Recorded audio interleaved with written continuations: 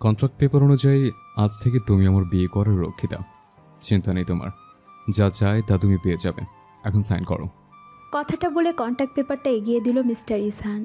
তার মুখ থেকে এমন একটা কথা শুনে আমার সারা শরীর হিম শীতল হয়ে গেল। চোখের জল গড়িয়ে পড়ল দুফোঁটা। পেপারের পাশেই পড়ে থাকা কালো কুচকুচে ঘন কালির কলমটি তুলে সাইন করে দিলাম। ভাগ্যের এই পরম উপহাস মাথা পেতে নিলাম। সাইন হতেই মিস্টার ইসহান টেনে নিয়ে গেলেন আমাকে পাশের রুমে। ধাক্কা দিয়ে ফেলে দিলেন বিছানার উপর। পরনের জ্যাকেটটি খুলে ফেলে দিলেন দূরে। পর মুহূর্তে হামলে পড়লেন আমার শরীরে। ক্ষত বিক্ষত করে দিলেন তার নখের আঁচড়ে। কামড়ে দাগ বসিয়ে দিলেন আমার শরীর। আমি সইতে পারছিলাম না। মনে হচ্ছিল আগুনের মাঝে জ্যান্ত পোড়ানো হচ্ছে আমাকে। আমি আকুতি মিনতি করে গেলাম। শেষ রক্ষে আর হলো না। সদ্য বিয়ে করা বরের রক্ষিত বউয়ের কর্তব্য নিভানো ছাড়া আর কোনো পথ রইল না যে। একসময় উনি থেমে গেলেন। হয়তো তার কাজ শেষ। আমার ক্ষত বিক্ষত শরীরটা পড়ে রইল বিধ্বস্তভাবে বিছানার উপর। গলা শুকিয়ে কাঠ। মিস্টার ইসহান উঠে সোজা ওয়াশরুমে চলে গেলেন। ফিরে এসে কচকচে কিছু হাজার টাকার বান্ডিল ছুঁড়ে মারলেন শরীরে। দাম্ভিক মুখখানায় গম্ভীর বরফ কণ্ঠে বললেন, এখনের জন্য এটুকুই, রাতের জন্য তৈরি থেকো। তার কথাটুকু কানে যেতেই থমকালাম।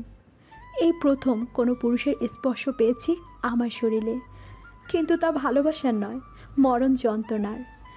আবার সেই একই যন্ত্রণা সইতে হবে। আমার ক্ষত বিক্ষত শরীর, সেটা নিয়ে উঠে বসতে পর্যন্ত পারছি না। সেই শরীরে আরেক দফা সঙ্গম কিভাবে করতে চান তিনি? একটু কি মায়া হয়নি তার মনে নাকি? আমি খুব কষ্টে বললাম, মিস্টার ইসহান, আজ আর না, দয়া করুন, আজ অন্তত। মাঝপথেই থামিয়ে দিলেন উনি আমাকে। কোনো ভ্রুক্ষেপহীন ছাড়াই বলে উঠলেন, টাকাটা বুঝি তোমার দরকার নেই, তাই না? বুকের মাঝে কামড় দিয়ে উঠল আমার। টাকার প্রয়োজনই তো আজ নিজেকে বিকিয়ে দিলাম আর হারালাম আমার সতীত্ব। আমি শুকনো মুখে বললাম, ঠিক আছে, রাতে আবার চলে আসব। উনি তাৎক্ষণিক বললেন, তুমি এখন আমার রক্ষিতা বউ। তোমার যাবতীয় জিনিস নিয়ে চলে আসবে। এখন থেকে আমার বাসায় থাকবে। কখন আমার তোমাকে প্রয়োজন পড়ে যায়। আমি চুপ করে রইলাম। লোকটি বেরিয়ে গেল। আমি টাকাগুলো তুলে নিলাম। পাশেই পড়ে থাকা কাপড়গুলো কুড়িয়ে ওয়াশরুমের দিকে চলে গেলাম। ঝর্ণার পানির নিচে নিজেকে মেলে ধরতে ব্যথায় কুঁকড়ে উঠলাম। যেখানে পানি লাগছে জ্বালা করছে খুব, অসহ্য ব্যথা শরীরে। আমি চিৎকার করে কাঁদতে লাগলাম। ভাগ্যের কি নির্মম পরিহাস! প্রয়োজনের কাছে নিজের সতীত্ব হেরে গেল। হয়ে গেলাম সুপারস্টার ইসহান মেহরাবের বিবাহিত রক্ষিতা। গা গুলিয়ে এলো আমার। মাটিতে বসে পড়লাম। ধুয়ে যেতে দিলাম কিছুক্ষণ আগে করা মিস্টার ইসহামের স্পর্শগুলো। কিন্তু মনের দাগগুলো কি আদৌ যাবে? না, যাবে না, কখনোই না। গায়ের পিছনের সিটে হেলে বসে আছেন ইসহান। চোখ জোড়া গম্ভীর শীতল। তাকিয়ে আছে বাহিরের বৈচিত্র্য নৈসর্গিক সৌন্দর্যের দিকে, উদাসীন সেই দৃষ্টি।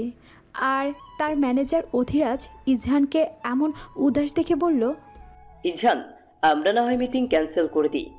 ইসহান তাকালো অধিরাজের দিকে, গভীর কণ্ঠে বলল, ওয়াই? তোমার মনটা হয়তো ভালো না, তাই। ইসহানকে থামিয়ে দিয়ে বলল, আমার পার্সোনাল লাইফ আর প্রফেশনাল লাইফ আলাদা রাখতে জানি আমি, সো কিপ কোয়াইট। অধিরাজ চুপ করে গেল। মাঝে মাঝে ইসহানের অভিব্যক্তি কিছুতেই বুঝতে পারে না।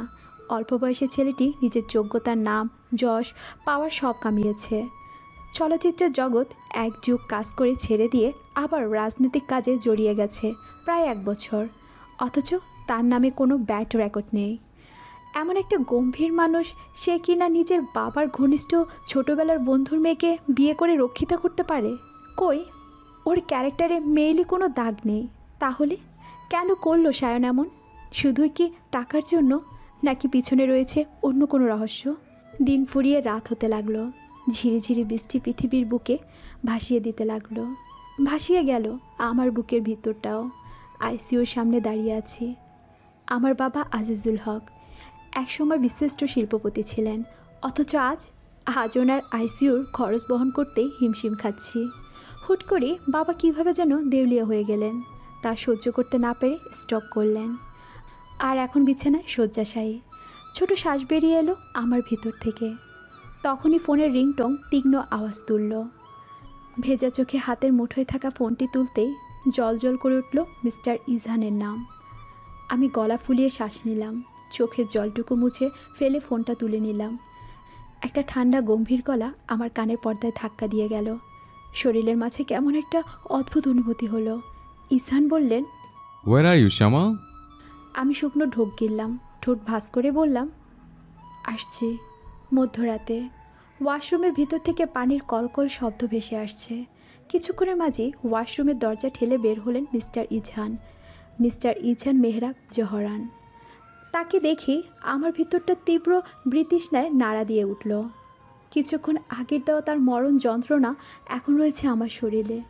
যতবার আলিঙ্গন করেছে মিস্টার ইজহান, মনে হয়েছে আমার শরীর ছিন্ন ভিন্ন হয়ে গেছে, বসে গেছে কামড় নোকের আঁচড়ের দাগ। আমার সমবয়সী বান্ধবীদের কাছ থেকে জেনেছিলাম বিয়ের রাতটুকু হয় কতটা রোমান্টিক, ভালোবাসায় ভরপুর, কিন্তু আমার বেলায় এমন হলো কেন? দ্বিতীয়বার সঙ্গমের সময়ও এত অসহ্য যন্ত্রণা। আমি কি তার বিয়ে করা রক্ষিতা বলে? আচ্ছা, মানুষটা কি এজন্যে বিয়ে করেছে আমাকে, যে যখন তখন মিলিত হতে পারে এমন হিংস্রভাবে? নাকি তার অন্য কোনো উদ্দেশ্য আছে? আমি ভয়ে ভয়ে তাকালাম মানুষটির দিকে। কালো কুচকুচে গভীর তিলিপ্ত চোখে তাকিয়ে আছে আমার দিকে। আমি সাদা বিছানার চাদরটা জড়িয়ে নিলাম বস্ত্রহীন গায়ে।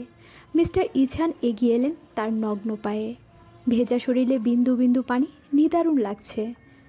ঘরের নিয়ন আলোয় চলচ্চিত্র কিং ইজহান মেহরাব জহরানকে কতটা না মায়াময় লাগছে, কিন্তু এই মানুষটির গম্ভীর শীতল বরফ চাউনিতে জমিয়ে দিচ্ছে আমাকে। আমি হাসার চেষ্টা করলাম, কিন্তু মানুষটি অব্যক্তহীন। কত শত মেয়ের স্বপ্নের রাজকুমার উনি।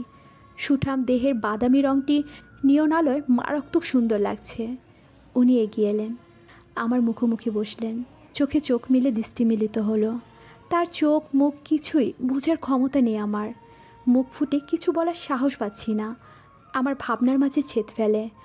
তার বরফ ঠান্ডা গলায় বললেন, আমাদের মাঝে কি কথা হচ্ছে না হচ্ছে যেন কেউ জানতে না পারে, এমনকি তোমার পরিবারের বাইরের জগতও।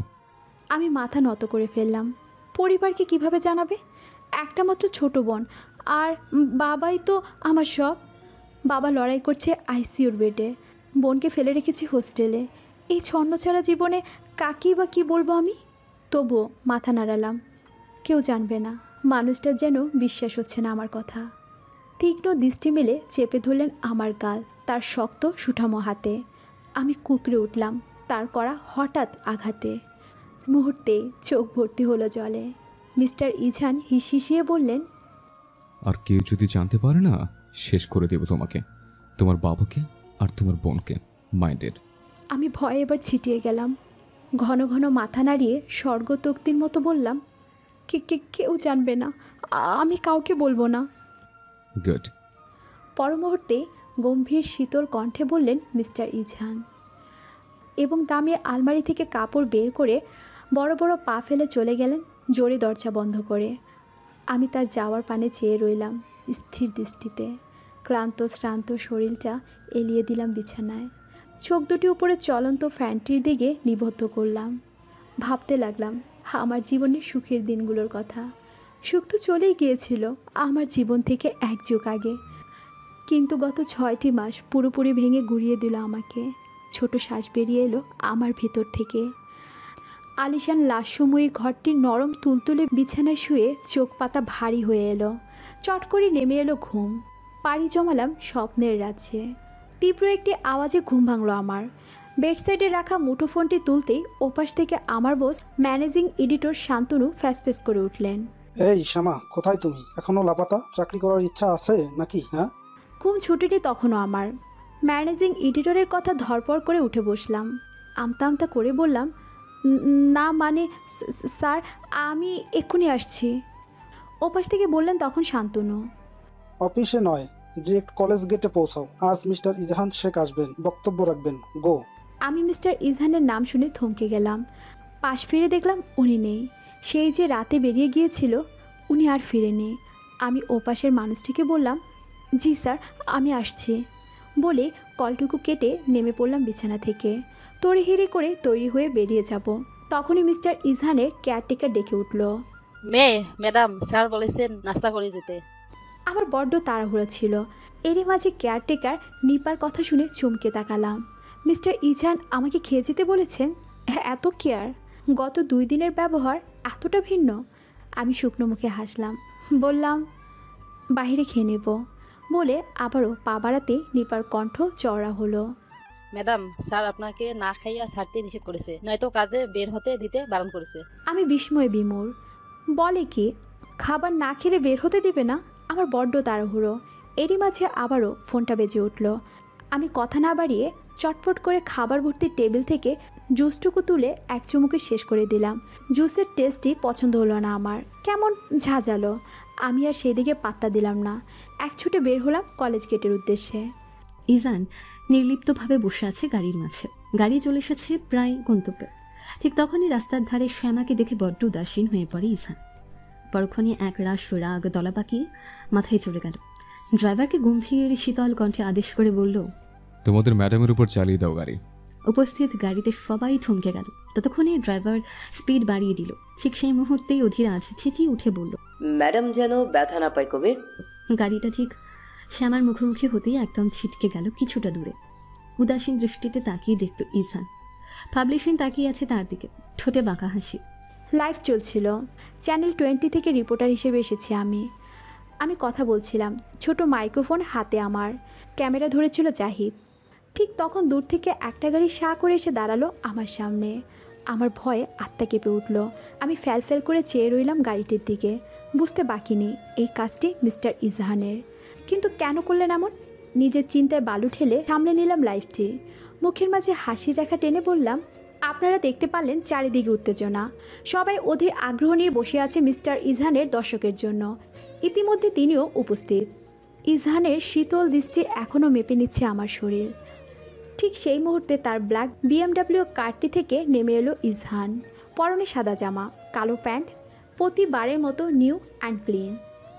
আমি চোখ ফিরিয়ে বেঘাত ঘটা লাইভটি আবারও শুরু করতে করতে মাইক নিয়ে এলাম মিস্টার ইজহানের সামনে।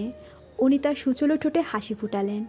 কিছু বলবেন এমন ভাব করে শীতল বরফ কণ্ঠে বললেন, নো কমেন্টস। বলে গটগট করে চলে গেলেন উনি স্টেজের দিকে।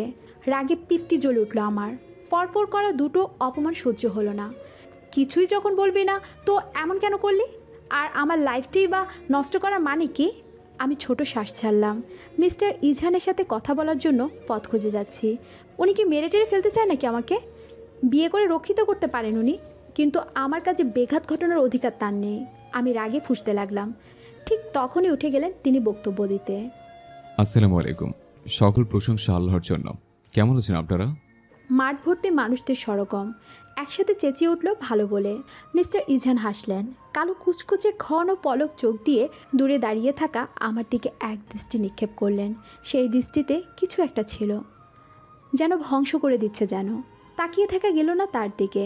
উনি আবার বললেন, আমি কোনো বক্তব্য দিতে আসিনি। এটা আমার কাছে বড্ড বোরিং লাগে। কিছু মনে করবেন না, আমি ডিরেক্ট কাজের কথায় আসবো। আমার শহরে যার যত অভিযোগ থাকবে তাদের জন্য আমি প্রতিটি এলাকায় একটি করে মোট 13টি অভিযোগ বক্সের স্থাপন করব। প্রতি সপ্তাহে বক্সগুলো চেক করা হবে এবং সকলের অভিযোগ দূর করার জন্য আমি আপ্রাণ চেষ্টা করব। তার জন্য অবশ্যই আপনাদের সাহায্য চাই। আমি কি সাহায্য করবেন তো? সকলে আবার হৈ হৈ করে উঠল। আমি তাকিয়ে রইলাম ওই জনগণ আর ওনার দিকে। কত ভালোবাসে তারা মিস্টার ইজহানকে। আর মিস্টার ইজহান নিজেও যেন এই মানুষগুলোর জন্যই বাঁচে। কিন্তু আমিটাকে কেন উনি এত ঘৃণা করেন? যতবার তার চোখে চোখ পড়ে আমার জন্য তার চোখে উদাসীন, বিরক্তি, রাগ, ঘৃণা স্পষ্ট দেখেছি। কিন্তু কেন? আমি আকাশকুসুম ভাবছিলাম। ঠিক তখনই কারো কণ্ঠ আমার ভাবনায় ছেদ পড়ে। পিছনে তাকিয়ে দেখি অধীরাজ, মিস্টার ইজহানের ম্যানেজার। আমি হেসে বললাম, অধীরাজ দা, কিছু বলবেন? অধীরাজ হালকা হেসে মাথা নাড়িয়ে বললেন, তোমার পায়ে চোট লেগেছে? ঔষধ লাগাওনি কেন? আমি খেয়ালই করিনি কখন চোট পেলাম। পায়ের দিকে তাকাতেই রক্তের ছোপ ছোপ দাগ দেখা গেল। মনে পড়ল তখন মিস্টার ইজহানের গাড়ির সাথে একটু ধাক্কা লেগেছিল কি না। ব্যথা অনুভব হলো, পাত্তা দিইনি আমি। সমস্যা নেই দাদা, আমি মেডিসিন লাগিয়ে নিব পরে। আচ্ছা, মিস্টার ইজহান কোথায় আছেন? উনি কি চলে গেছেন? অধিরাজ আবার মাথা নাড়ায়, যার অর্থ সে চলে গেছে। আমি হতাশ হয়ে বললাম, তার সাথে আমার কিছু কথা ছিল, কোথায় পাবো? ও তো এখন অফিসেই আছে, তুমি বরং সেখানেই যেয়ে দেখা করে আসো। আমি মাথা নাড়ালাম। জাহিদকে আবার ব্যাগ দিয়ে বললাম অফিসে চলে যেতে, আর আমি ছুটলাম ওনার অফিসের দিকে। অফিসে আসতেই নিচে দেখা মিলল মিস্টার ইজহানের অ্যাসিস্ট্যান্ট রুমার সাথে। হেসে হেসে বলল, স্যার মিটিং রুমে, ওয়েটিং রুমে বসে ওয়েট করতে হবে যে। আমি প্রত্যুত্তরে হেসে হাঁটা ধরলাম ওয়েটিং রুমের দিকে, কিন্তু সেখানে কেউ নেই। আমি বসে কিছুক্ষণ ওয়েট করলাম। ফোনটা হাতে নিয়ে 2বার কল করলাম, রিং হতে হতে কেটে গেল। ঠিক তখনই খট করে খুলে গেল দরজা, আর ভিতরে প্রবেশ করলেন 60 থেকে 65 বছর বয়সের একজন বৃদ্ধা। থলথলে মোটা শরীর, চোখে মুখে বৃষ্ণ বৃষ্ণ ভাব, মুখে বরাবরের মতোই কাঠিন্য ভরপুর, সাদা চুল, পরনে সাদা কালো দামি শাড়ি। আমি পা থেকে মাথা পর্যন্ত চোখ বোলাতে ভয়ে গলা শুকিয়ে গেল। এই বৃদ্ধকে দেখে চিনতে একটু সমস্যা হলো না। এ যে রাজনীতিবিদ মিস্টার ইজহানের দাদিজান আলিয়া, এবং এই এলাকার সাবেক মন্ত্রী। আর তার সাথে দাঁড়িয়ে আছে লাস্যময়ী এক রমণী। এটা ওনার সাথে আমার প্রথম পরিচয় নয়, এর আগেও হয়েছিল দেখা আজ থেকে 12 বছর আগে। তখনও যেমন ছিল ওনার অভিব্যক্তি, এখনও ঠিক তেমনই আছে, চুল পর্যন্ত পরিবর্তন নেই। উনি কঠিন গলায় বললেন, এখানে কেন এসেছো? আমার নাতির ঘাড়ে তো চড়েই বসেছো। এবার কি অফিসেও ভাগ নিতে চাও নাকি? তোমাদের মতো মেয়েদের না আমি হাড়ে হাড়ে চিনি। ছি, টাকার জন্য বিছানায় যেতে লজ্জা লাগে না? তোমার থেকে তো প্রস্টিটিউটও ভালো। অবশ্য ঠিকই আছে, যেমন মা তার তেমন মেয়েই হবে কি না? আমার কান ঝাঝা করে উঠল। এত অপমান সহ্য করা কষ্টকর। এই মহিলাটি একটুও বদলায়নি, অহংকারে আগাগোড়া মোড়ানোই আছে। না হয় আমাকে যা খুশি বলুক, কিন্তু আমার মাকে কেন উল্টোপাল্টা কথা বলবে? যে নেই তাকে কেন টানবে? আমার সহ্য হলো না। ধরে এলো কণ্ঠ, দেখুন দাদিজান, আমাকে যা ইচ্ছে তাই বলুন, আমার মাকে টানবেন না। ম্যাডাম, ম্যাডাম ডাকবে আমাকে? শুধুই ম্যাডাম? আর এত সাহস হয় কিভাবে? হ্যাঁ, আমার মুখের উপরে কথা, এত সাহস? আমি অবাক হয়ে দেখতে লাগলাম তাকে। আমি কোথায় মুখের উপর কথা বললাম? আমি কিছু বলার জন্য মুখ খুলব, তখনই উপস্থিত হয় মিস্টার ইজহান। ঘরের মাঝে তখন একটা ঠান্ডা আবহাওয়া গরম আবহাওয়াকে গিলে নিল। পকেটে 2 হাত গুজে ঠান্ডা শীতল চাউনি নিক্ষেপ করলেন আমার দিকে। বরাবরের মতোই ভাবলেহীন দাম্ভিক মুখখানায় উনি গম্ভীর কণ্ঠে বললেন, এখানে কি হচ্ছে? মুহূর্তে দাদিজানের মুখের ভাব পরিবর্তন হয়ে গেল। কাদো কাদো মুখে বললেন, দাদা ভাই, দেখ দেখ, কালকেই বিয়ে করেছিস, আর আজ এই মেয়ে আমাকে কত কটু কথা শুনিয়ে যাচ্ছে। তুই বল মেহেরিনকে কিছু। পাশে দাঁড়িয়ে থাকা মেয়েটি উদ্দেশ্য করে বললেন। আমি হকচকিয়ে গেলাম। এত সূক্ষ্ম অভিনয় ভাবা যায়? জল টলটল করছে চোখে, এক্ষুনি যেন টুপ করে পড়বে। আমি সাথে সাথে বললাম, না না মিস্টার ইজহান, আমি কিছু বলিনি ম্যাডামকে, আমি শুধু তো। কথা কেটে দাদিজান বললেন, হ্যাঁ হ্যাঁ, আমি মিথ্যে বলছি, বিয়ের একদিনও হয়নি আর আমি পর হয়ে গেলাম। পাশে দাঁড়িয়ে থাকা মেহরিন তালে তাল দিয়ে বলল, এই কেমন কথা ইজহান, তুই দাদিজানকে অবিশ্বাস করছিস? আমার মাথা কাজ করা বন্ধ করে দিল। চলছে কি এসব? এরা যাই নয় তাই বলে চলছে, আমি তো কিছুই বললাম না। আমি মিস্টার ইজহানের দিকে তাকালাম। তার চোখে রাগ খুব স্পষ্ট। তা দেখে একটা অচেনা ভয় আবারও আমার গোটা শরীর কাটা দিয়ে উঠল। আমি বহু কষ্টে ঠোঁট দুটি ভাঁজ করে বললাম, দেখুন মিস্টার ইজহান। আবারও থামিয়ে দেওয়া হলো আমাকে। গম্ভীর কণ্ঠ গলায় রাগ প্রকাশ পেল। দাদিজান, আপনি বাইরে যান। কথাটা স্বাভাবিকভাবে বলল, আমার বুঝতে বাকি নেই কতটা অস্বাভাবিক ঘটনা ঘটতে চলেছে। আমি ভয়ে ভয়ে তাকালাম মিস্টার ইজহানের দিকে। উনি তাকিয়ে আছেন ঠিক আমার দিকে, চোখ মুখে রাগ। দাদিজান হাসলেন চাপা। পেছনে দাঁড়িয়ে থাকা মিস্টার ইজহান দেখতে পেল না। দাদিজান চলে গেলেন মেহরিনকে নিয়ে। আমি অসহায়ভাবে তাকিয়ে বললাম, মিস্টার ইজহান, আমার কথা। আবারও কথা থামিয়ে দিলেন। আমার কথা শুনতেই নারাজ উনি যেন। মুহূর্তে একদম কাছে চলে এলেন এবং চেপে ধরলেন টেবিলের সাথে। আটকে উঠলাম আমি, চোখ বন্ধ করে নিলাম। তখনই বললেন উনি, হাউ ডেয়ার ইউ! তুমি জানো না সে আমার দাদিজান? তার মুখের উপর কথা বলার অধিকার কে দিয়েছে তোমাকে? বলেছ না, তুমি শুধু আমার রক্ষিতা, বউ না। আমি স্তম্ভিত হলাম। অশ্রু সিক্ত চোখে তাকালাম। কানের মাঝে বারবার বাজছে রক্ষিতা শব্দটি, আমার ভিতরটা পুড়িয়ে ছারখার করে দিচ্ছে। এই মুহূর্তে উনি টেবিলের সাথে আমাকে চেপে ধরলেন। টেবিলের কোণা আমার কোমরে গেঁথে যাচ্ছে। বড্ড ব্যথা হচ্ছে শরীরে, তার থেকে 100 গুণ বেশি ব্যথা হচ্ছে বুকের মাঝে। নিব্রত দৃষ্টিতে তাকিয়ে রইলাম। বললাম, আমি ভুলিনি মিস্টার ইজহান, ভুলিনি। বারবার মনে করিয়ে দেওয়ার প্রয়োজন নেই, আমি আমার লিমিট জানি। উনি তা তো স্পষ্ট নন যেন। আমার গালে এক হাত জোরে চাপ দিয়ে বলল, এমন ভুল আমি দ্বিতীয়বার সহ্য করব না। এই পৃথিবীতে আমার দাদি যান সব, উনি মনে কষ্ট পেলে পৃথিবী ধ্বংস করে ফেলবো। মাইন্ডেড। আমি মাথা নাড়ালাম। উনি এবার আমাকে ছেড়ে দূরে গিয়ে দাঁড়ালেন। আগের মতোই পকেটে হাত গুজে বললেন, এখানে কি জন্য এসেছো? আমি চোখের জল মুছে নিলাম, ভাগ্যের সাথে সমঝোতা করে নিলাম। বললাম, আপনি কি আমাকে মারতে চান? মিস্টার ইজহান ভুরকুসকে চাইলেন। তোমার কি মনে হয়? আমার তাই মনে হয়, আপনি আমাকে মারতে চান। মিস্টার ইজহান 2 কদম এগিয়ে এলেন, কানের কাছে মুখ এনে ফিসফিস করে বললেন, মারতে তো চাই, আগের দহনে পুরো ছাই করে নদীর বুকে ভাসিয়ে দিতে চাই। আমি ফ্যালফ্যাল করে চেয়ে রইলাম। বন্ধ ঘরটিতে অস্বাভাবিক নিস্তব্ধতা বয়ে যাচ্ছে, শুধু ভেসে আসছে এসির খটখট শব্দ।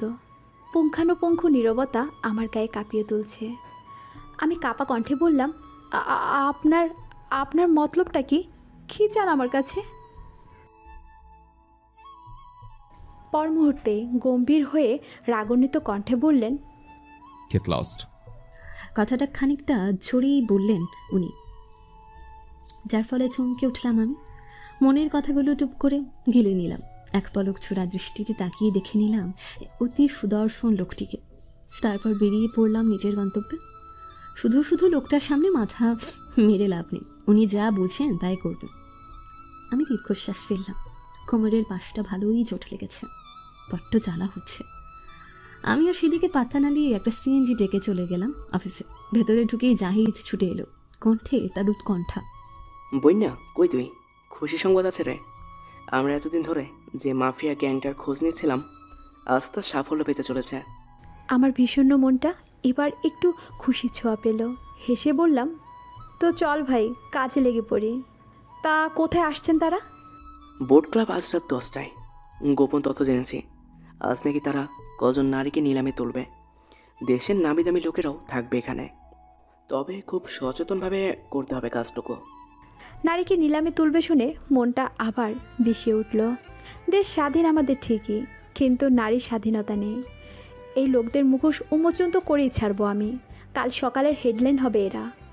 এসব ভেবে জাহিদের সাথে প্ল্যান করতে লাগলাম। ঠিক তখনই খড়খড়ে কণ্ঠে বলে উঠলেন শান্তনু, এত খুশি হয়েও না মেয়ে, যে খেলায় নামতেছো তুমি, জানটাও তো যেতে পারে তোমার। বাকিটা জীবন তো এখনো পড়ে আছে। আমি হাসলাম। এই নরকীয় জীবনে থেকে মৃত্যু শ্রেয়। আমার এই বিষাদময় জীবনের বিনিময়ে যদি সেই নারীরা একটা সুন্দর জীবন পায়, তাহলে ক্ষতি কি? সন্ধ্যা 7টা বেজে করি। বাহিরে আজ বৃষ্টি পড়ছে টুপটাপ করে, চারিদিকে নিস্তব্ধতা। দূরে কোথা থেকে ভেসে আসছে কালো ব্যাঙের ডাক।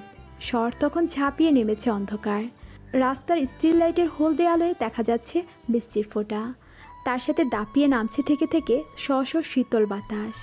আমি মাত্রই পা বাড়ালাম মিস্টার ইজহানের রাজ্যে। বাসার ভিতরটা আজ কেমন যেন গোমট বাতাবরণ হচ্ছে, গা যেন ছমছম করে উঠছে। আমি ধীরে ধীরে এগিয়ে এলাম। ওপর থেকে ভেসে আসছে কিছু ভাঙার শব্দ। আমার মাথা কাজ করছিল না, কি হচ্ছে উপরে? সিঁড়ির পাশেই ভয়ে জড়সড় হয়ে আছে নিপা। আমাকে দেখেই ভয়ে ভয়ে বলল, ম্যাডাম উপরে যাবেন না আজ। আমি জিজ্ঞাসা করলাম, কিন্তু কেন? নিপা মাথা নত করে বলল, স্যারের বাবা এসেছিলেন তাই। আমি বিষময় বোধ কিছুই বলবো তার আগে ভেসে এলো এক আর্তনাদ। আমি দাঁড়াতে পারলাম না। এক ছুটে উপরে আসতে পেছন থেকে নিপা বলে উঠল, ম্যাডাম যাবেন না প্লিজ। কিন্তু নিপার কথা আমার মানতে ইচ্ছে করলো না। আমি এক ছুটে রুমে আসলাম মিস্টার ইজহানের। একই ঘরের অবস্থা। একটা ছোট্ট ঝড় যেন এই ঘরটির উপর বয়ে চলে গেল। ঘরের আসবাব উল্টে পাল্টে আছে, দামি ফুলদানি ভেঙে গড়াগড়ি খাচ্ছে দামি কার্পেটে। ড্রেসিং টেবিলের আয়নার কাজগুলো টুকরো টুকরো হয়ে ছড়িয়ে ছিটিয়ে আছে মাটিতে। আমি ডান দিকে তাকালাম। সোফায় বসে আছেন মিস্টার ইজহান, চোখ মুখে বিষণ্ণ উদাসীন, উস্কো খুস্কো চুল, হাত থেকে টুপটুপ করে রক্ত পড়ছে। বুঝতে বাকি নেই উনি হাত দিয়ে ঘুষি মেরে ভেঙে দিয়েছে আয়না। কেন জানি এমন অবস্থায় তাকে দেখে বড্ড মায়া হলো। তার হাতে রক্ত গড়িয়ে পড়া দেখে বুকের মাঝে মোচড় দিয়ে উঠল আমার। আচ্ছা, তার বাবা এসেছিলেন বলে এত তাণ্ডব চালালো কেন? মনের মাঝে একগাদা প্রশ্ন বাসা বাঁধতে লাগলো। আমি সব ভাবনা বাদ দিয়ে এবার এগিয়ে গেলাম তার দিকে। পাশে বসে কেটে যাওয়া হাতটি ধরলাম। কাচের টুকরোগুলো নির্মমভাবে গেঁথে আছে সুন্দর হাতে। আমি ফার্স্ট এড বক্স নিয়ে এলাম, কাজগুলো সরিয়ে ব্যান্ডেজ করে দিলাম। কাজগুলো যতবার সরিয়ে দিচ্ছিলাম মনে হচ্ছিল আমার শরীরে গেঁথে আছে। আমি এবার সাহস করে ডাকলাম, mister Ijan, are you okay? আপনি ঠিক আছেন তো? মিস্টার ইজান চাইলেন আমার দিকে, দৃষ্টিতে আগুন ঝরছে। শটান দাঁড়িয়ে গেলেন উনি। এতক্ষণ যেন হুঁশ ছিল না, আমার ডাকে যেন হুঁশ ফিরল। হতবিহ্বল হয়ে আমিও দাঁড়ালাম। আমার এখন কি করা উচিত এই মুহূর্তে ভেবে পাচ্ছি না। তার অভিব্যক্তি বুঝতে অক্ষম বরাবরের মতোই। আমার কণ্ঠনালীতে আটকে গেছে কথা। বললাম, আপনার হাত। বলতে উনি হুঙ্কার ছাড়লেন। টকটকে লাল হয়ে উঠল চোখ জোড়া। আমার বাহু চেপে ধরে ফেলে দিলেন বিছানার উপর। পর মুহূর্তেই উনি নিজেও উঠে এলেন আমার উপরে। রাগে ফসতে ফসতে শরীরের কাপড় খুলে দিতে লাগলেন। একটা কথাই আওড়াতে লাগলেন, তোমার জন্য হয়েছে, তোমার দোষ, আই হেট ইউ। বলে আমার উপর ঝাঁপিয়ে পড়লেন। মনের আক্রোশ কামুকতায় পরিণত হলো। মেটাতে লাগলেন দেহের স্বাদ। আর আমি কেঁদে কুটে রক্ষে হলো না। ছিন্ন ভিন্ন করে দিচ্ছেন আমার শরীর আর মন। কি এমন দোষ করেছি যার শাস্তি এভাবে দিচ্ছেন উনি? আমি চিৎকার করলাম, কিন্তু কেউ এলো না। না আসবে আগে দুবারের মতো এবারও সহ্য করতে হলো মরণ যন্ত্রণা। রাত 11টা। বিছানার বাম পাশে সাদা চাদরে গুটিসুটি মেরে শুয়ে আছে শ্যামা। গভীর দৃষ্টিতে তাকিয়ে ইজান তার দিকে। মেয়েটার জোড়া ভ্রু যুগল কুচকে আছে, যেন রাজ্যের চিন্তায় মেয়েটার মাথায়। খাড়া নাক, সুন্দর ঠোঁট জোড়াই দেওয়া ইজানের ক্ষত স্পষ্ট। ফর্সা পিঠে এলোমেলো হয়ে গড়াগড়ি খাচ্ছে চুল, ফর্সা মুখে ব্যথার আভাস। ইজানের বুকের কোথাও একটা ধক করে উঠল যেন। পুতুলের মতন দেখতে তুলে মেয়েটার শরীরের কি হাল করেছে সে। পরক্ষণে মনের গহীন থেকে কিছু কথা নাড়া দেয় মস্তিষ্কে। ভুলে গেছিস এই সেই মেয়ে যে তোর ফিলিংস নষ্ট করেছে, তোর বিশ্বাস ভেঙেছে। ওর পরিবারের জন্যই তোর গোটা পরিবার তছনছ হয়ে গেছে। তার জন্য সত্যি তোর মায়া হয়? সেই মনেও মনের কোণে জমে থাকা চাপা রাগ থপ করে জ্বলে উঠল। উদাসীন হয়ে গেল দৃষ্টি। বিষিয়ে ওঠা মন নিয়ে বিছানা ত্যাগ করলো। এই মুহূর্তে তিক্ততা ভরে যাচ্ছে ভেতরটা এই মেয়েটাকে দেখে। এক পলক ঘুমন্ত শ্যামার মুখ দেখে বেরিয়ে গেল রুম থেকে ইজান। নিস্তব্ধতা রুমটিতে ফোনের ভিপ ভিপ শব্দে আমার ঘুম ভেঙে গেল। অ্যালার্ম বেজে উঠেছে। আমি ফোনটি তুলে বন্ধ করে নিলাম। চোখ বুলালাম ঘড়ির কাঁটায়। 12টা ছুঁই ছুঁই। চমকে উঠলাম আমি। জাহিদ আমার অপেক্ষা করছে নিশ্চয়ই। আমি ধরপড় করে বিছানা থেকে নামতে নিলাম। ঠিক তখনই পুরো শরীরে তীব্র ব্যথায় আহ শব্দটি বের হলো মুখ দিয়ে। মনে পড়ে গেল কিছু ঘন্টা আগের কথা। মিস্টার ইজান আমার সাথে কি করেছিল? একটা খেলার পুতুল বানিয়ে ফেলেছেন যেন আমায়। যখন ইচ্ছে খেলছে, যখন ইচ্ছে ছুঁড়ে ফেলে দিচ্ছে। মনের ভিতরটা আমার বৃতৃষ্ণায় ভরে গেল। গাল ফুলিয়ে ছোট শ্বাস বের করলাম। বিছানা ছেড়ে ধীর পায়ে ওয়াশরুমে গেলাম। একটা হট শাওয়ার নিয়ে বেরিয়ে আসলাম বাহিরে। শরীরে তীব্র ব্যথা থেকে নিস্তার পেতে পেন কিলার খেয়ে নিলাম। চটজলদি রেডি হয়ে নিচে চলে এলাম। তখন মধ্যরাত, কেউ জেগে নেই। লিভিং রুমটা হালকা আলো, হালকা আধারের মাঝে যেন লুকোচুরি খেলছে। আমি ধীর পায়ে নিচে নেমে মেইন দরজার সামনে এসে দাঁড়ালাম।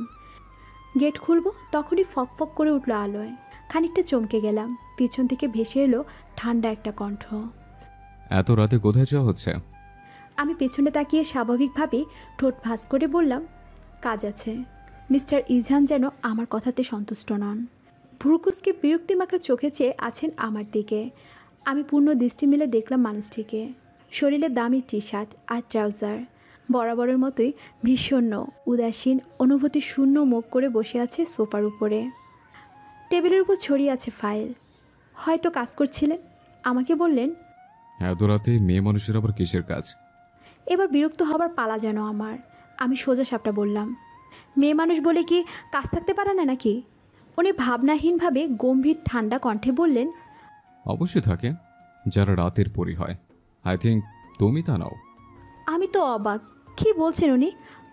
আমি রাতের পরই? উনি আমাকে অন্ধকার জগতের মেয়েদের সাথে তুলনা করছেন? ছি, এতটা নিজভাবে উনি আমাকে। আমি এতটাই ফেল না। বুকের বাজে মুহূর্তেই দলা পাকিয়ে গেল একটা চাপা কষ্টে, ধরে এলো গলা। বেমানার চোখের পানিটুকু স্বার্থপরের মতো বেরিয়ে আসতে চাইছি এই লোকটির সামনে। কেন? যে মানুষটা আমাকে মানুষ বলে ভাবে না, তার সামনে কিসের এত আধিক্যতা? আমি নিজেকে শক্ত করতে চাইলাম। কঠিন কণ্ঠে তাকে উপেক্ষা করে বললাম, আমি একজন রিপোর্টার। আমার কাজের জন্য রাত দিন ডাজেন্ট ম্যাটার। আপনার উদ্ভট কথা শেষ হয়েছে, এবার আমি যাব। কথাটুকু বলেই তাকালাম মিস্টার ইজহানের দিকে। থমকে গেলাম। মিস্টার ইজহানের চোখে রক্তিম চাহনি কাঁপিয়ে দিতে লাগলো আমার দেহখানি। মানুষটা বিন্দুমাত্র পরিবর্তন হয়নি। 12টা বছর আগেও যেমন ছিল ঠিক তেমনি আছে, গম্ভীর, রাগী। আমি শুকনো ঢোক গিললাম।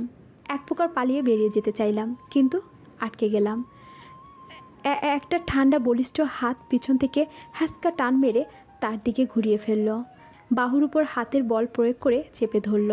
শীতল কণ্ঠে তাচ্ছিল্য ছুড়ে দিয়ে বলল, ভুলে যাও না, তুমি আমার মিস্ট্রেস। আমি চকিতে তাকালাম মানুষটির দিকে। কি চাই উনি? কেন বারবার আমার কাছে বাধা দেন কেন? দেখুন, আমি আমার দায়িত্ব ভুলিনি, কিন্তু তাই বলে এই নয় আপনি আমার কাজে হস্তক্ষেপ করবেন। মিস্টার ইজহান আমাকে টেনে আরও কাছে নিয়ে এলেন, বললেন, তুমি এখান থেকে এক পাও নড়বে না, এটা আমার অর্ডার। ভুলে যাও না, তোমার বাবার চিকিৎসা এখনো শেষ হয়নি। আমি এবার অসহায় দৃষ্টিতে তাকালাম মিস্টার ইজহানের দিকে। কতটা হেল্পলেস আমি।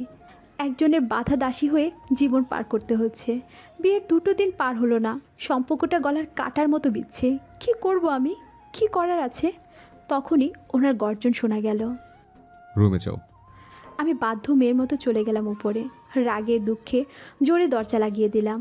নিজেকে খাঁচার বন্দি পাখি মনে হচ্ছে। ঠিক সেই মুহূর্তে বেজে উঠল ফোনের রিংটন। জাহিদ ফোন করেছে। ফোনটা তুলতেই ওপাশ থেকে হেঁকে উঠল জাহিদ। শালি কই তুই? মশার কামড় খাইয়া খাইয়া তেনা তেনা হয়ে যেতেছে আমার পা। কই তুই? তোর খাটাস বর আসতে দিচ্ছে না বুঝি? আমি হতাশ হলাম। আমার আর মিস্টার ইজহানের ডিলের কথা একমাত্র জাহিদ জানে, তাই বললাম, আমার লাইফটাই তেজপাতা। কি করি কত? আমি চাই না এই সুযোগ হাতছাড়া করি।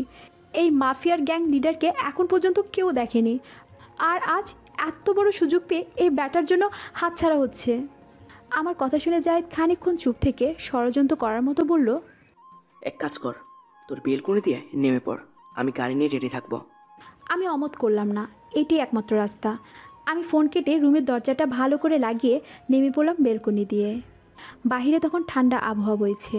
সন্ধ্যার বৃষ্টির ফলে জায়গায় জায়গায় পানি জমে আছে। আমি খুব সাবধানে লুকিয়ে বেরিয়ে পড়লাম। গেটের বাইরে থাকা জাহিদের গাড়িতে চট করে উঠে বসতে ও এক টান দিল। আমি স্বস্তির নিঃশ্বাস ফেললাম।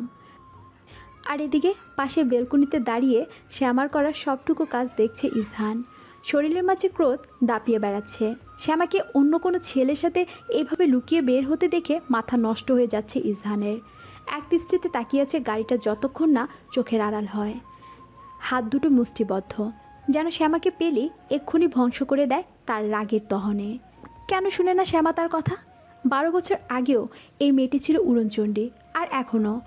তখনও মেয়েটি তার এক ফোঁটার কথার দাম দেয়নি, আর আজও না। কেন? এদিকে আধা ঘন্টার মাঝে পৌঁছে গেলাম আমরা বোট ক্লাবে। গায়ে জড়িয়ে নিলাম ওয়েটার ড্রেস কোড। এক বুক সাহস নিয়ে পা বাড়ালাম সামনে। কিন্তু কে জানতো আমার জন্য অজানা এক বিপদ অপেক্ষা করছিল।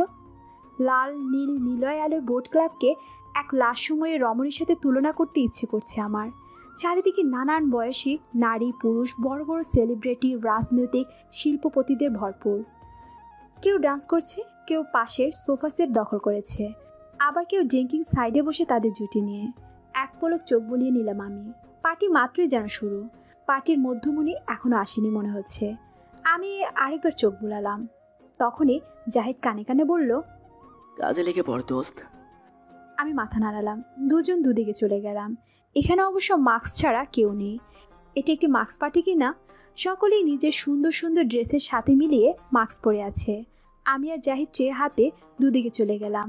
মাঝে মাঝে সার্ভ করে চলেছি ওয়েনের গ্লাস। কেউ কেউ অন্ধকার সাইডে বসে আছে ড্রাগসের নেশায়।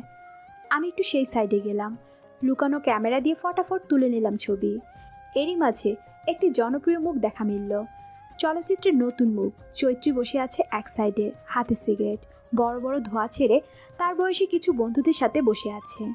এমন একটা পার্টিতে চৈত্রীকে দেখে অবাকই হলাম। সদ্য শেষ হওয়া লাক্স সুপারস্টার চৈতি, এমন এক জায়গায় তাকে বড্ড বেমানান লাগছে। আমি তারও কিছু ছবি কালেক্ট করে নিলাম। এখন সেখান থেকে ছুমন্তর হব। তার আগে চিকন গলায় খেকিয়ে উঠল কেউ। ভয়ে আধমরা আমি। মেয়েটি কিছু বুঝতে পারিনি তো। আমি পিছনে ভয়ে ভয়ে তাকাতেই লাস্যময়ী কণ্ঠে বলল, এই মেয়ে, যাচ্ছিস কোথায়? ড্রিঙ্কস সার্ভ করবে কে শুনি? তোর বাপ? আমি তো অবাক। টিভির পর্দার মানুষগুলোর বহু রূপ দেখে। টিভিতে বরাবরই চর্চা চলে চৈত্রী একজন গুণী মানুষ, সভ্য, বিনয়ী। সবাই তাকে দেবী বলেই মনে করে। এই তো গত 2 দিন আগেই তাদের নিউজ এজেন্সি থেকে ছাপানো হলো ফ্রন্ট পেজে চৈত্রীর গুণগান। গরিব দুঃখী মানুষদের নিয়ে তার কত প্ল্যান, ব্লা ব্লা ব্লা। অথচ রাতের আধারের মতোই ভেতরটা কতটা নোংরা এদের স্পষ্ট বোঝা যাচ্ছে। একজন সামান্য ওয়েটারের সাথে কী রূপ ব্যবহার! বাপ পর্যন্ত চলে গেল। তবুও গিলে নিলাম এবং মিষ্টি করে হেসে বললাম, ম্যাম, যা বলার আমাকেই বলুন। কাজ যেহেতু আমি করেছি, কেন শুধু শুধু বাবাকে টানছেন? আমি এখনই সার্ভ করে দিচ্ছি। কথাটুকু বলেই এক পলক তাকালাম তাদের দিকে। চৈত্রীর আগে কটমট করে চলছে। আমি সেই দিকে পাত্তা না দিয়ে কিছুটা ঝুঁকে টেবিলের উপর গ্লাসগুলো রাখছিলাম। ঠিক তখনই একটি অর্ধঙ্গ পায়ে জড়ানো সুন্দর ব্ল্যাক হিল জুতো আমার হাতের উপর চেপে ধরল। আমি চমকিয়ে তাকালাম ব্যক্তিটির দিকে। সে আর কেউ না, মিস চৈতি। এদিকে হাতের ব্যথায় আমার কলিজে গিয়ে লাগছিল। আমি হাতটা সরিয়ে ফেলার ট্রাই করলাম, কিন্তু ব্যর্থ হচ্ছি। যতবার ট্রাই করছি আরও জোরে চাপ অনুভব করছি। আমার ব্যথাতুর কণ্ঠে বললাম, ম্যাম কি করছেন? ছাড়ুন, আমার হাত ছাড়ুন। চৈত্রী যেন কানে শীষে ঢুকিয়ে আছে। আরও জোরে চাপ প্রয়োগ করতে একটা আত্মচিৎকার বেরিয়ে এলো মুখ থেকে। তখনই চিবিয়ে চিবিয়ে বলল চৈত্রী, আমাকে চিনিস তুই? আমার সাথে তর্ক করতে আসছিস যে? আমি তার কথা কিছুই বুঝতে পারলাম না। এইদিকে হিলের চিকন জায়গাটা ক্ষত করে দিচ্ছে আমার হাত। আমি চাইলে এখন এই মুহূর্তে এর জবাব দিতে পারতাম, কিন্তু এখন একটা মিশনে আছি বলে গিলে নিলাম। নত কণ্ঠে বললাম, ম্যাম, আমার ভুল হয়েছে, আমি ক্ষমা চাইছি। তাও যেন মন ভরল না চৈত্রীর। পা নামিয়ে নিয়ে এক বোতল ওয়াইন ঢেলে দিল সবার সামনে আমার শরীরে এবং হাসতে লাগলো সবাই। ঠিক তখনই আমাদের ঘিরে একটা জটলা বেঁধে গেল। এর মাঝে ম্যানেজার এসে বলল, কি হয়েছে ম্যাম? Any problem? চৈত্রীর গলা উঁচিয়ে আঙ্গুল তুলে শাসনের সুরে বলল, আপনার স্টাফরা কি আমাকে চেনে না? এত বড় সাহস হয় কিভাবে আমার মুখের উপর তর্ক করার? সরি ম্যাম, ভুল হয়েছে। ওরা নতুন তাই চিনতে পারেনি, আমি বুঝিয়ে দিব। Extremely sorry ma'am. বলে উনি সবাইকে পার্টি এনজয় করতে বলে চলে গেলেন। আমি জাহিদকে এসে উঠালাম। পাশের স্টাফ রুমে নিয়ে গিয়ে হাতে ব্যান্ডেজ করালো। ঠিক তখনই ম্যানেজার এসে দাঁড়ালো। মেয়ে, তুমি আমার জায়গা পাওনি, লাগতে গেছো আর কার গার্লফ্রেন্ডের সাথে? আমি আর জাহিদ দুজনই মাথা তুলে তাকিয়ে একসঙ্গে খানিকটা জোরেই বললাম, আর কে? ম্যানেজার খানিকটা ভয় পেয়ে গেলেন, যেন বললেন, ভূত দেখার মতো চমকাইতেছ কেন? তোমার নতুন তাই জানো না। নেক্সটে এর থেকে দূরে থাকবা। আমরা দুজনই মাথা নাড়ালাম। ম্যানেজার স্থান ত্যাগ করতে খুশিতে একসাথে বলে উঠলাম, আমি আর জায়েদ। আর কে এর গফ? মামা, পাখি খাঁচায় ধরা পড়লো। আমি মাথা হ্যাঁ বোধক নাড়ালাম। হেসে বললাম, আরে মামা, কাজে লেগে পড়ি, কি বলো?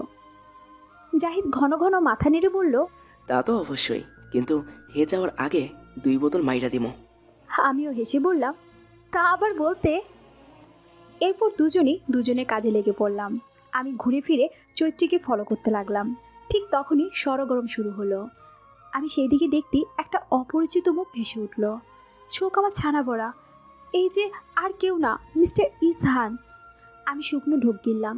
খুলে রাখা মাস্ক আবার পরে নিলাম। উনি এখানে কি করছেন বুঝতে পারছি না। এমন এক জায়গায় আসার মানেটা কি? আমি আড়ালে চলে গেলাম। দূর থেকে দেখতে পারছি সকলেই ঘিরে আছে তাকে।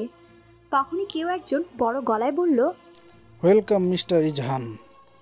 আমরা তো ভেবেছিলাম চলচ্চিত্রের জগৎ ছাড়ার সাথে সাথে আপনিও অদৃশ্য হয়ে যাবেন।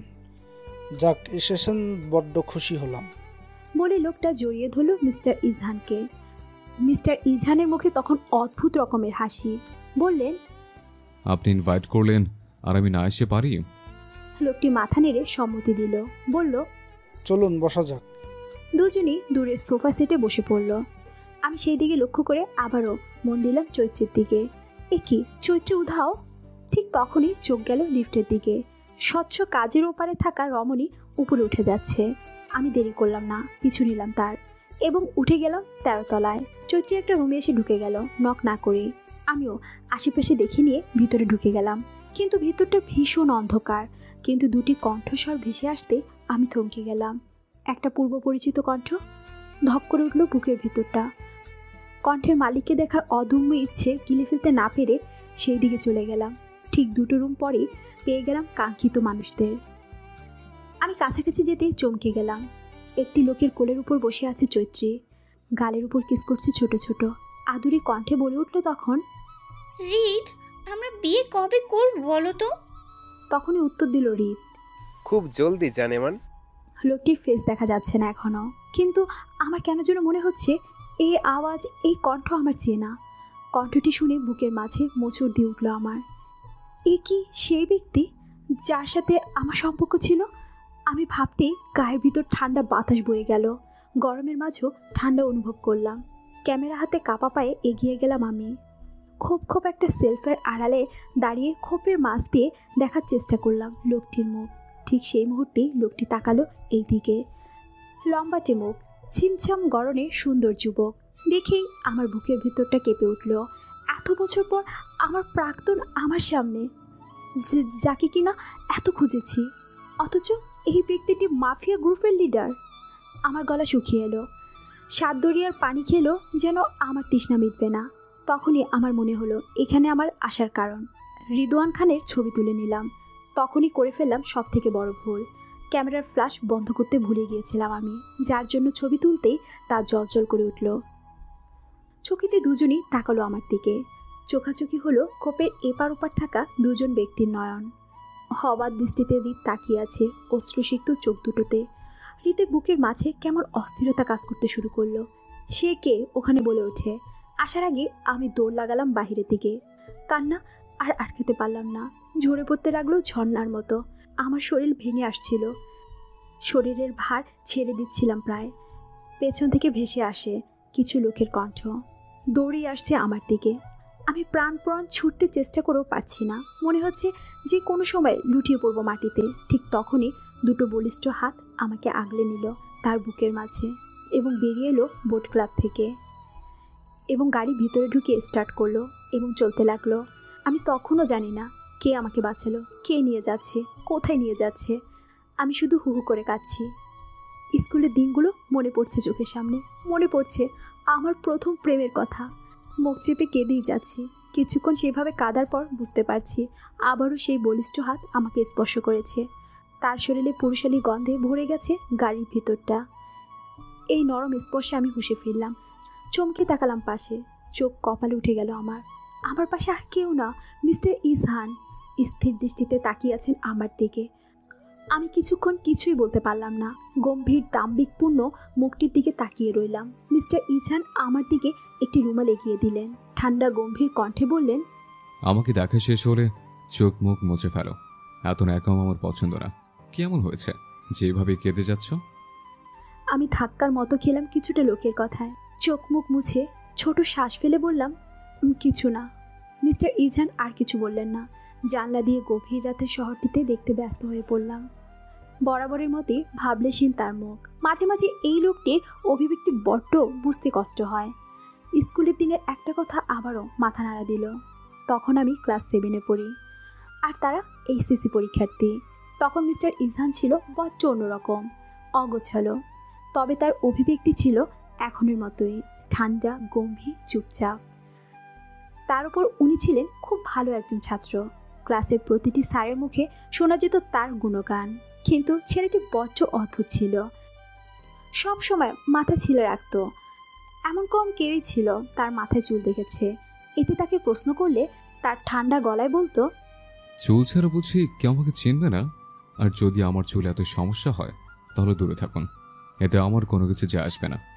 সবাই তখন চুপ। কিন্তু বাবার বন্ধু হওয়ায় অনেকবার তাদের বাড়িতে গিয়েছি এবং তাকে রাগাবার জন্য সব সময় বলতাম, আদিল মাতা টিং টিং, আদিল মাতা টিং টিং। আর উনি খেপে কর্মর করে চাইতেন। একদিন তো স্কুলের মাঝে মাঠ ভর্তি মানুষের সামনে থাপ্পড়ি মেরেছিলেন উনি। আমার গাল কালশিটে দাগ পড়ে গিয়েছিল 5 আঙ্গুলের। এরপর থেকে এই লোকটিকে দেখলেই এড়িয়ে চলতাম, যদিও তাতে তার কিচ্ছু যায় আসেনি। অথচ সেই ছেলেটি কিনা 10 বছর যাবৎ রাজ করে গেছে চলচ্চিত্রের জগতে, এখন রাজনৈতিক কাজে হাত লাগিয়েছে। আর এর জন্যই নাকি মেয়েদের মরিমরি ভাব। আমার আবারও ছোট্টবেলা সেই কথাটুকু আওড়াতে ইচ্ছে করলো। ঠোঁট নাড়িয়ে ফিসফিস করে আওড়াতে ফিক করে হেসে দিলাম। তখনই পাশ থেকে বুরকুসকে শীতল কণ্ঠে বলে উঠল, তুমি কি পাগল হয়ে গেছো? এই হাসছো, এই কাঁদছো, সমস্যাটা ঠিক কোথায়? আমি চুপ করে গেলাম। মুখ ঘুরিয়ে মুখ টিপে হেসে বললাম, আদিল মাথা টিং টিং। ঠিক তখনই সচকিতে তাকালো মিস্টার ইজহান। বিস্মিত হয়ে বলল, কি বললে? আমি তখনই খানিকটা ভয় পেয়ে গেলাম, কারণ তার বলার ধরনটা এমন। এইখানেই দাঁড়া, আমি চাবুক মারবো টাই। আমি হাসার চেষ্টা করে বললাম, কই কিছু না তো। মিস্টার ইজহান অদ্ভুত দৃষ্টিতে তাকিয়ে রইলেন কিছুক্ষণ, যেন পৃথিবীর অষ্টম আকর্ষণ জিনিস। বেলকানিতে দাঁড়িয়ে সিগারেট ফুঁকে যাচ্ছে মিস্টার ইজান, শরীর এলিয়ে আছে ডিভানে। তখনই খট করে শব্দ হলো। মিস্টার ইজান দেখতে পেল সদ্য গোসল করে বেরিয়ে আসা শ্যামার দিকে। সুন্দর ঘন চুলগুলো পেঁচে আছে চাওয়ালে, লতানা শরীরের বাঁক বোঝা যাচ্ছে ভিজে যাওয়া জামার জন্য। বুকের ক্লিভেজটাও বোঝা যাচ্ছে। মনে হচ্ছে উপরওয়ালা মেয়েটাকে খুব সময় নিয়েই বানিয়েছে। মিস্টার ইজহানের যেন নেশা চড়ল মাথায়। শ্যামাকে কাছে টানার নেশা, বেশি ভালোবাসার নেশা, কাছে বসিয়ে খুঁটিয়ে খুঁটিয়ে তাকে দেখার নেশা।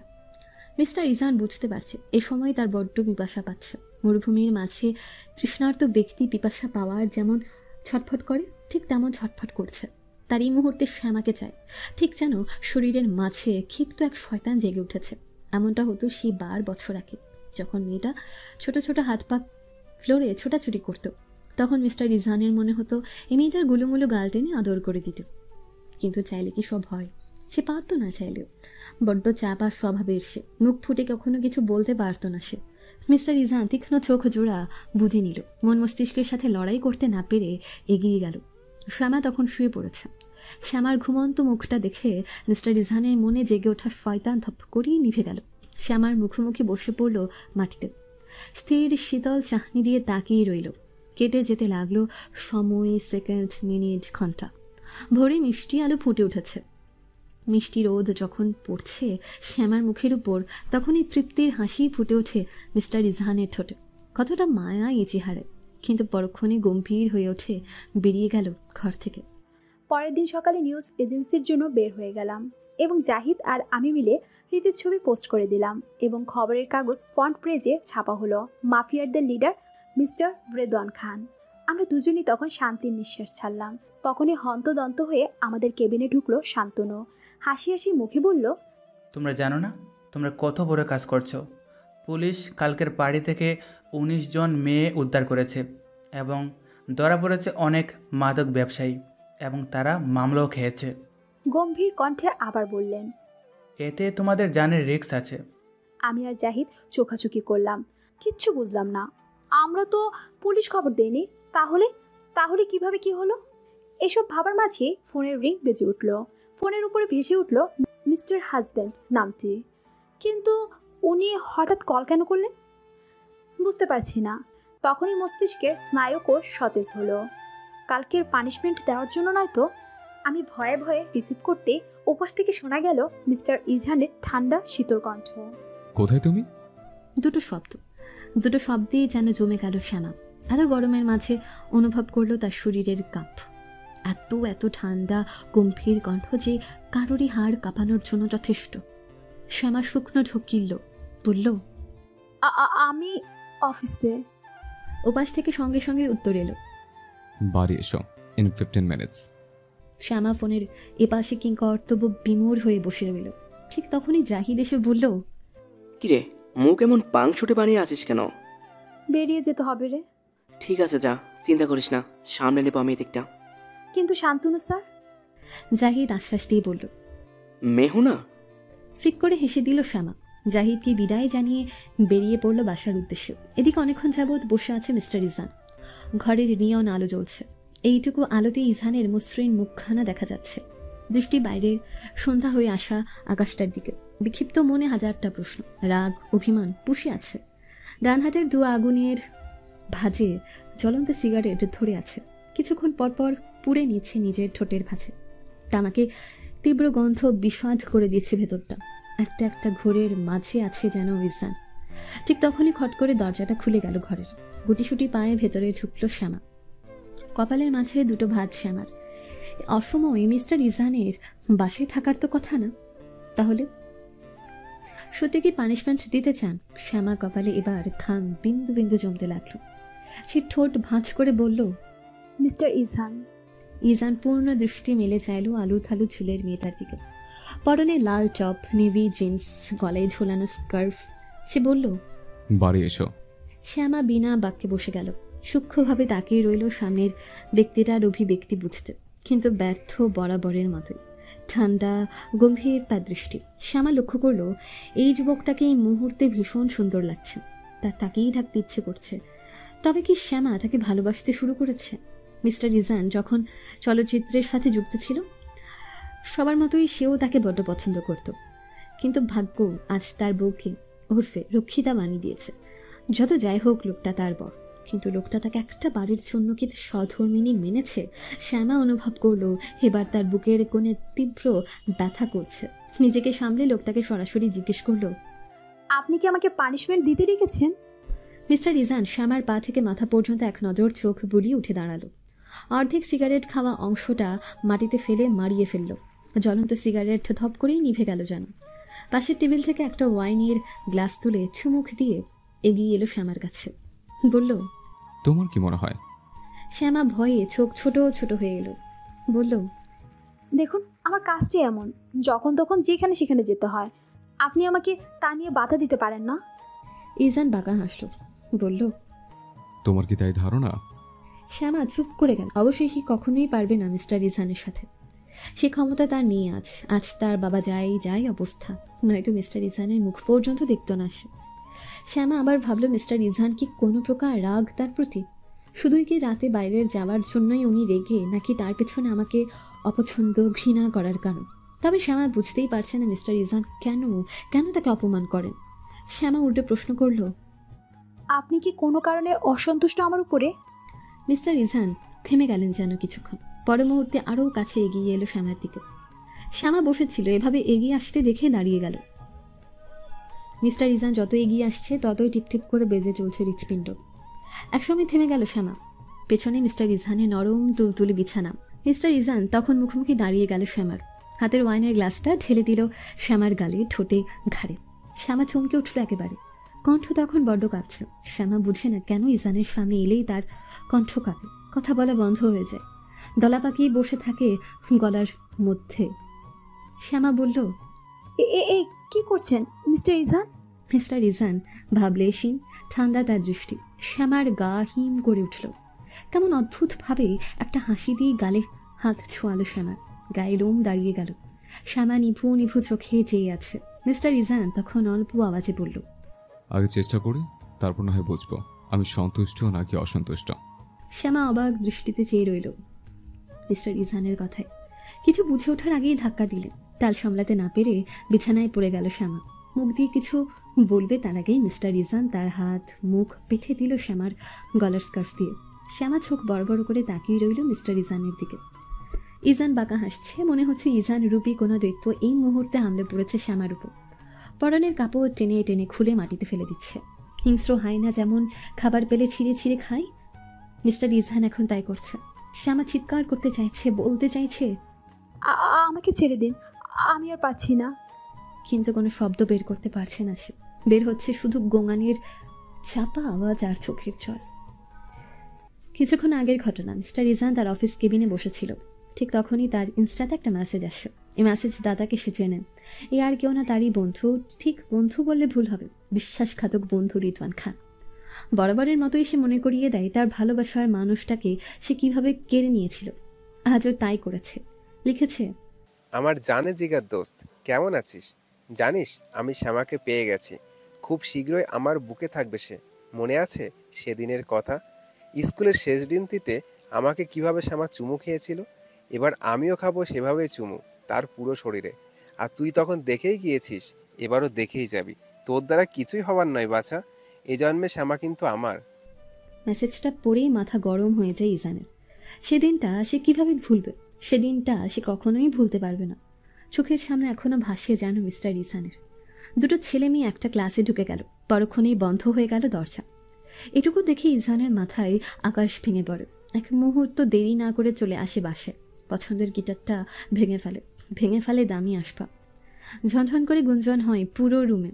আজ যেন তার তাই করতে মন চাইছিল, সব ভাঙিয়ে গুড়িয়ে জ্বালিয়ে দিতে চাইছিল। কিন্তু তার মাথায় তখন চলল অন্য খেলা। রক্তিম হয়ে ওঠা চোখ জোড়া দিয়ে ফোনটা একবার দেখে নিয়ে কল করলো শ্যামাকে। এসব ভেবেই রাগ আরো দ্বিগুণ হলো যেন ইসানের। নিজের শরীরের সবটুকু দিয়ে ছিন্ন ভিন্ন করতে চাইল শ্যামার শরীর। ঘণ্টাখানেক যেতে যেতেই ছেড়ে দিল শ্যামাকে। হাতের বাঁধন, মুখের বাঁধন খুলে দিল সে। শ্যামা এবার ফুপিয়ে কাঁদতে লাগলো। শ্যামাকে ছেড়ে উঠে দাঁড়িয়ে ওয়াশরুমের দিকে পা বাড়ালো সে। ঠিক কী ভেবে আবার থেমে গেল। শ্যামার কাছে ফিরে এসে আবার ঝুঁকে পড়ল। শ্যামা ভয়ে আধমরা। তখনই নরম আওয়াজে অদ্ভুত হাসি দিয়ে বলল, মিস্টার ইসান।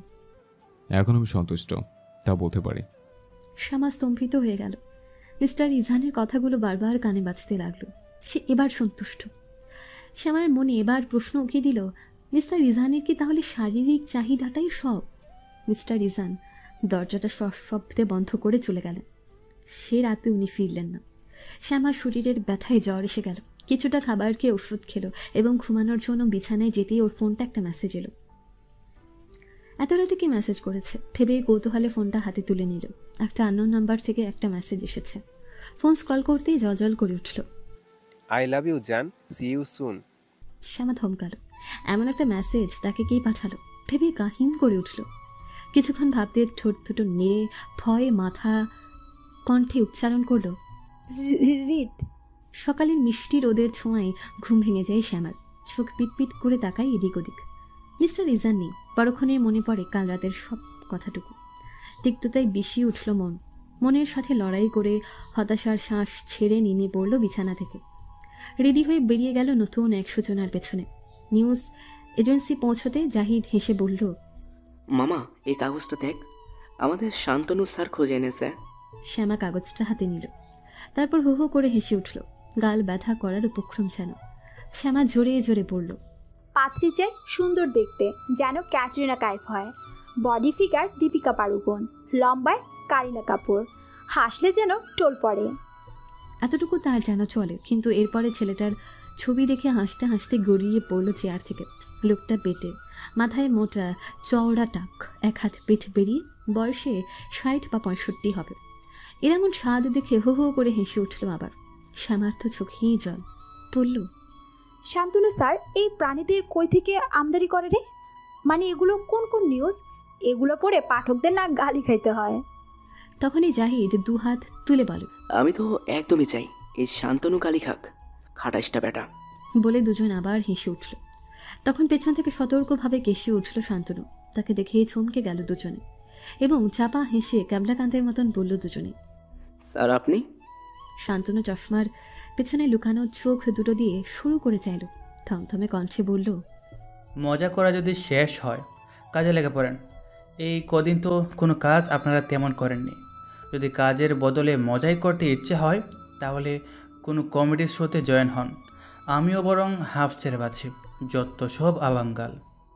শেষ কথাটা চিবিয়ে চিবিয়ে বলল শান্তনু এবং একটা কাগজ এগিয়ে দিয়ে চলে গেল ধপাস পাই। এদিকে মুখ টিপে দুজন হেসে কাজে লেগে পড়ল। শান্তনুর দিয়ে যাওয়া কাগজটা দেখে নিল। একটা গল্প লেখা তাতে। এটা ছাপানো হবে কালকের কাগজে। শ্যামা ছোট থাকতে এমন গল্পের কত যে ওয়েট করে থাকতো, আর এখন সে নিজেই এসব করে। হালকা হেসে মাউসের উপর হাত রেখে ক্লিক করবে, ঠিক তখনই পুরনো দিনের একটা স্মৃতি ডায়েরির পাতা উল্টানো। কল্পনা। এসএসসি পরীক্ষা সবেই শেষ হয়েছে শ্যামার। বোরিং সময় পার করে চলেছিল সে। বাড়ির ভেতরে লাইব্রেরি খানার মোটামুটি সব বই পড়া শেষ তার। কি করবে ভাবতে ভাবতে বরাবরের মতন পেপার হাতে তুলে নিল। খবরের কাগজের মাঝে কিছু কিছু মজার গল্প থাকে, যা শ্যামা খুব আগ্রহ সহকারে পড়ে। আজও তার ব্যতিক্রম হলো না। 16 বছর বয়সী মেয়েটা বরাবরের মতোই পড়তে লাগলো গল্প। গল্প শেষে পেপার ভাঁজ করার সময় চোখে পড়ল একটা বিজ্ঞাপন। প্রেমিকা চাই, প্রেম করতে চাইলে ফোন করুন নিচের নম্বরে। নাম Sufiyan the secret boy, phone number. Shyama থমেরে বসে রইল। এমনও কি কখনো হয় না কি বিজ্ঞাপন? কিছুক্ষণ ভাবল, তারপর খিলখিল করে হেসে উঠল। কিশোরী হাসি শুনে পাশে বসে থাকা ছোট বোন জান্নাত ড্যাব ড্যাব করে চেয়ে দেখল তার বড়পু এভাবে হাসছে কেন। কিছু বুঝে উঠল না সে। শ্যামা তখন আপন মনে কাগজটা কেটে নিল, বান্ধবীদের দেখাবে বলে। মনে মনে ভাবল, একটাবার ফোন করে দেখাই যাক না এই বিকুপটাকে, না হয় বান্ধবীরা মিলে প্রেম করার শখ ঘুচিয়ে দেব। আবার খিলখিল করে হাসল। ঘরময় মিষ্টি খিলখিল হাসি ছমছম করে উঠল। কিন্তু সে কি আদৌ জানে তার ভাগ্য তাকে কোথায় নিয়ে যাবে? সেদিন ঠিকই ফোন করেছিল, গুনে গুনে 5 বার রিং হওয়ার পর ফোনটা উপাস থেকে তোলে কেউ। একটা ঝঙ্কার তোলা কণ্ঠ বেজে উঠল উপাস থেকে। শ্যামা সহ তার বান্ধবীরাও হা হয়ে গিয়েছিল। ফোন তখন লাউডে দিয়েছিল। শ্যামার বাবা এসএসসি পরীক্ষা পাশ করাতে শ্যামাকে নোকিয়া বাটন ফোন কিনে দেয়। তখন টাচ ফোন চালানো অহরহ ছিল না, চালালেও অ্যান্ড্রয়েড ছিল না, না এত আপডেট ছিল সব। শ্যামা সেদিন সে কণ্ঠ শুনে এক প্রকার হারিয়ে গিয়েছিল অজানা জগতে। মজার ছলে করে এই ফোন কলটা পরবর্তীতে তার জীবনের একটা অংশ হয়েছে। শ্যামার বুক চিরে দীর্ঘশ্বাস বেরিয়ে এলো। Sufiyan the secret boy, secret রয়ে গেল। আজ জানতে পারল না ওই পছন্দের মানুষটার কথা। অফিস থেকে বের হতে হতে প্রায় সন্ধ্যায় হতে চলেছে। একে একে সবাই বাসার দিকে পা বাড়াচ্ছে। শ্যামা নিজের কাজ গুছিয়ে নিচে নেমে এলো। অফিসের সামনে দাঁড়িয়ে রিক্সা খুঁজতে লাগলো। আর জাহিদ বিকেলেই ছুটি নিয়ে চলে গেছে। তার গার্লফ্রেন্ড বাড়ি চলে যাবে গুড বাই জানাতে হবে বলে, নয়তো প্রতিবার জাহিদ তাকে রিক্সায় তুলে দিয়ে বাইক নিয়ে ফটা করে চলে যায়। এদিকে মাগরিবের আজানে চারপাশ সুন্দর সুর তুলেছে। শ্যামা মাথার কাপড় ভালো করে টেনে দিয়ে আবার চোখ ঘুরালো। না, কোথাও নেই খালি রিক্সা, যা আসছে সব কটাতে প্যাসেঞ্জারের ঠাসা। এরই মাঝে একটা সাদা গাড়ি খুব জোরে ব্রেক কষল শ্যামার সামনে। শ্যামা ভয় পেয়ে গেল। বুকের মাঝে তুতু দিয়ে কিছু কথা বলার জন্যই মুখ তুলতেই চক্ষু চড়ক গাছ। মুখের মাস্ক আর সানগ্লাস খুলে ওয়েস্টার্ন একটা ড্রেস পরে হিলের কটকট শব্দ তুলে এগিয়ে আসছে একটা মেয়ে। কিছুটা কাছে আসতেই শ্যামা বলল, এ কি মিস চৈতি যে, এ আবার এখানে কেন? শ্যামা ভাবছিলই তখনই চৈতি এসে দাঁড়ালো তার সামনে। মেজাজ খারাপ করে বলল, হাউ ডেয়ার ইউ, আমার সম্পর্কে এসব গুজব ছড়িয়ে দিচ্ছ কেন মেয়ে? শ্যামা প্রথমে বুঝতে না পারলেও এবার ঠিকই বুঝতে পেরেছে চৈতি আসার কারণ। সে শক্ত কণ্ঠে বলল, আপনি কি ড্রাগস নেন না? এটা কি মিথ্যা? শোনো মেয়ে, আজে বাজে বকবে না। তোমার চাকরি খেতে আমার 1 মিনিটও লাগবে না। So don't over smart. তোমাদের মতো মেয়েদের আমার চেনা আছে, টাকার ভুকা সব। শ্যামার গায়ে জ্বলন্ত কয়লা যেন লাগিয়ে দিল কেউ। বলল, এক্সকিউজ মি, আমার মতো মেয়ে মানে কি বলতে চাইছেন? আর টাকার ভুক্কা মানে কি? এসবের যদি ইচ্ছেই থাকতো, আপনার মতো আমিও হয়তো কোনো ধনী ব্যক্তি বা মাফিয়ার কোলে বসে থাকতাম। খোঁচাটা যেন জায়গা মতো লেগে গেছে। আগুনের পিণ্ডের মতন চোখ করে ঠাস করে এক চড় মারল শ্যামাকে। শ্যামা মোটেও এর জন্য প্রস্তুত ছিল না। থাকলে হয়তো নিজেকে রক্ষা করতে পারত সে। শ্যামা নিজের গালে হাত দিল। ব্যথায় টনটন করে উঠল ডান পাশের গালে। সে অবাক হয়ে চাইল চৈতির দিকে। চৈতি গগন বিদারি চিৎকার দিয়ে বলে উঠল, আমি বুঝেছি, তুই রিতকে কেড়ে নিতে চাস, তাই না? তা কখনো হবে না, কখনো না। রিত শুধুই আমার। আমি আমি তোকে দেখে নিব। বলতে বলতে গাড়িতে চড়ে বসলো চৈতি। শ্যামা তখন কিছুই বুঝতে পারছে না। সে হৃদের সাথে যার তার সাথে সম্পর্ক থাক, তাতে শ্যামার কি? যা চলে গেছে তা তো ফিরে আসার কোনো পথ থাকে না। আর এখন তো আরও নেই, কারণ শ্যামা তো কারো কাছে বন্দি। এসব ভাবতে ভাবতেই শ্যামা রিক্সা করে বাসায় চলে এলো। এদিকে এতক্ষণ হয়ে যাওয়া সবটুকু ঘটনা সচোখে দেখেছে ইসান। গাড়ির স্টিয়ারিংয়ে শক্ত করে ধরে আছে হাত। এই মুহূর্তে মনে চাইছে চৈতিকে খুন করে ফেলতে। কত বড় সাহস তার! তার শ্যামার গায়ে হাত তোলে কপালে রগ দাঁড়িয়ে গেল ইসানের। চৈতির গাড়ির পিছনে ছুটল এবার। ওভারব্রিজে উঠতেই চৈতির গাড়ির পেছন থেকে ধম করে ধাক্কা বসালো ইসান। ভয়ে আর্তনাদ করে উঠল চৈতি। ড্রাইভার রীতিমতো গাড়ির দরজা খুলে ছিটকে পড়েছে রাস্তার কিনারে।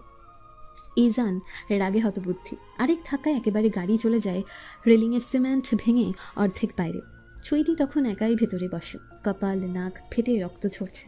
বহু কষ্টে গাড়ি থেকে বের হতেই গাড়িটা নিচে পড়ে গেল সাথে সাথে। চৈতি হাওমাও করে কেঁদে দিল, প্রাণে বেঁচেছে বলে। ভয় ভয় যখন পেছনে তাকালো তখনই চোখে পড়ল একটা ব্ল্যাক কার। ভেতরে কে বোঝা যাচ্ছে না। ঠিক তখনই হালকা করে নেমে গেল কাঁচ। ভেতর থেকে তখন কেউ একজন বলে উঠল, এটা শুধু ট্রেলার ছিল। ফিল্ম দেখতে না চাইলে শ্যামার থেকে দূরে থাকবে, নয়তো। গাড়ির কাঁচটা উঠে গেল এবং সাঁই করে চলে গেল। চৈতি স্তম্ভিত হয়ে রইল। মাথার মাঝে কিছুই ঢুকছে না তার, যেন ট্রমায় আছে সে। কিছুতেই বুঝতে পারছে না সামান্য নিউজ এজেন্সির একটা কর্মচারীর গায়ে হাত তোলায় তার জানটাই চলে গিয়েছিল প্রায়। কে এই ব্যক্তি?